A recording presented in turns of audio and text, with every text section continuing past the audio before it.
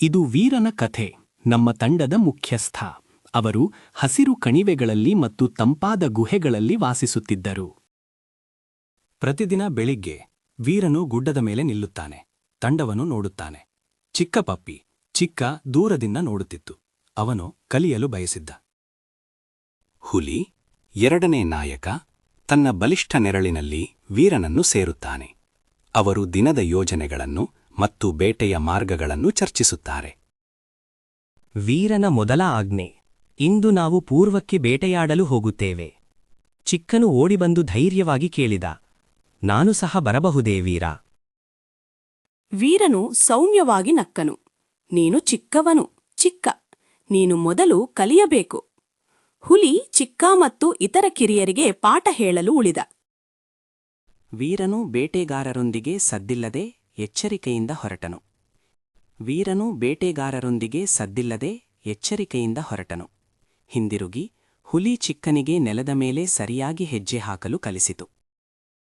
ಬೇಟೆಗಾರನಿಗೆ ವಾಸನೆ ಮತ್ತು ತಾಳ್ಮೆ ಮುಖ್ಯ, ಹುಲಿ ಚಿಕ್ಕನಿಗೆ ಹೇಳಿದರು.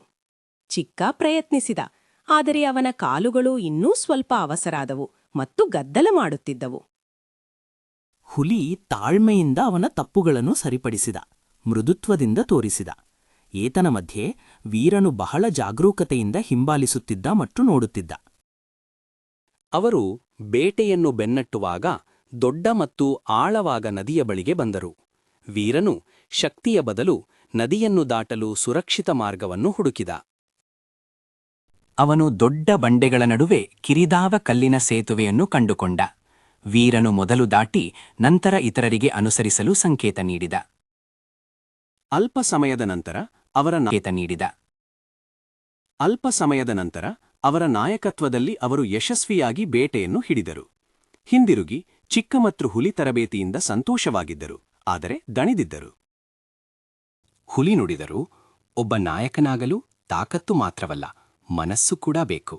ಆಗ ಬೇಟೆಗಾರರು ಹಿಂದಿರುಗಿದ ಪರಿಚಿತ ಶಬ್ದವನ್ನು ಕೇಳಿಸಿತು.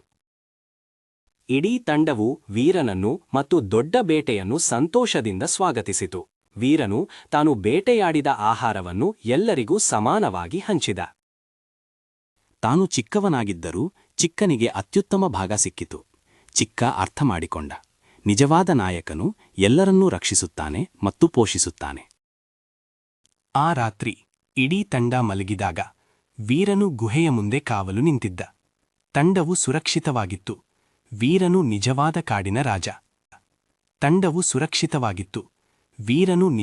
ಕಾಡಿನ ರಾಜ.